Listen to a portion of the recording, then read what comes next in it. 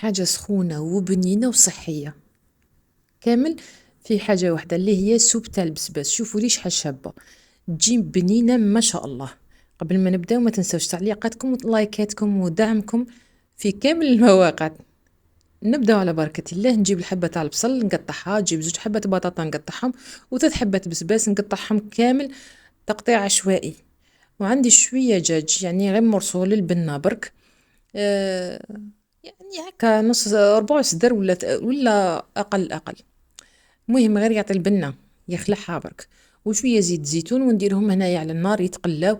ونجيب التوابل اللي هما سكنجبير، شويه كوري درت، وشويه فلفل كحل، وشويه كركم والملح. هذا مكان نقليهم مليح. هاد الخضره خلوها تتقلى في عقلها، نقصوا لها النار وخلوها تتقلى. هنا تحبوا ديروا الكرفس ديروه، انا اكتفيت غير بالحشيش هذاك تاع البسباس يعطيها بنه شابه. كيما راكم تشوفوا كل مره نحل عليها ونحرك، هي تطلق الماء تاعها. ما تتقلقوش، خلوها واحد نص ساعه وهي تتقلى في عقلها باش تجو تمرقوها.